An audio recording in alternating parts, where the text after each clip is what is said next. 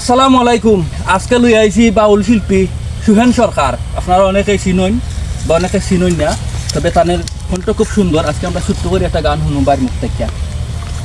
এসো সবে মিলিয়া আল্লাহ আল্লাহ বলিয়া গলা গলি করিয়া লই মৌলার নাম, গলা গলি করিয়া লই মৌলার নাম।